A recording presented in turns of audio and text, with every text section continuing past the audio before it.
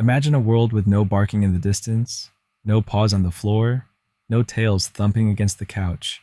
To find the origin of man's best friend, we have to rewind tens of thousands of years, back to a time when humans and wolves were both just trying to make it through the night.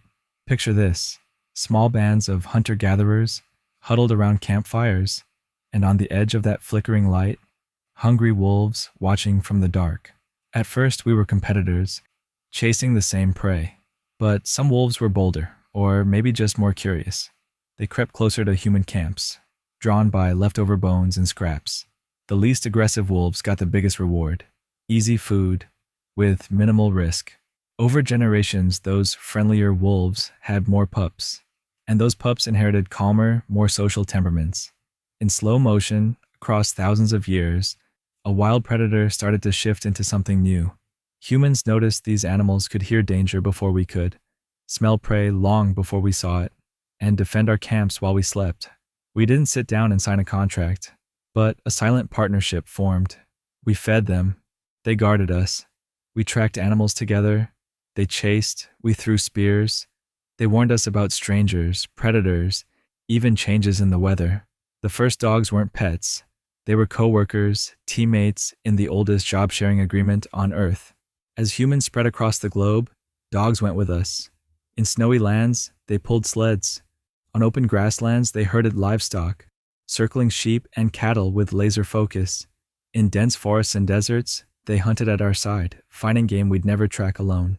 In temples, in villages, in royal courts, dogs took on roles as guardians, symbols of loyalty, and sometimes sacred animals. Over time, we started to shape them on purpose, not just through survival, but through selective breeding. Need a dog that can leap into icy water after ducks? You get retrievers. Need a dog fast enough to chase a hare across open fields? Hello, greyhounds. A dog small enough to live in tight homes and curl up in our laps. Toy breeds were born. From massive mastiffs guarding fortresses to tiny terriers clearing rats from barns, each breed became a specialized tool, built for a task and a terrain.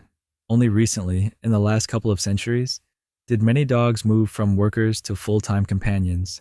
Factories replaced farm work, machines pulled loads, alarms guarded houses, but dogs didn't become useless.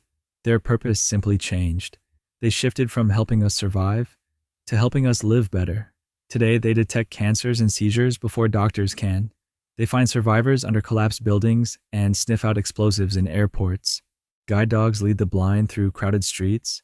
Therapy dogs walk hospital halls, lowering blood pressure with a single nuzzle.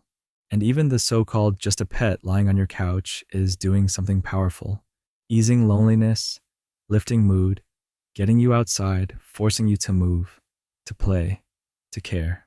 From the edge of the firelight to the edge of your bed, dogs have evolved with us, shaped by our needs, our environments, and yes, our hearts. They started as wolves watching us from the shadows, and became family that waits by the door. The story of the dog is really a story of us, two species that decided, a very long time ago, that life is better when we face the world together.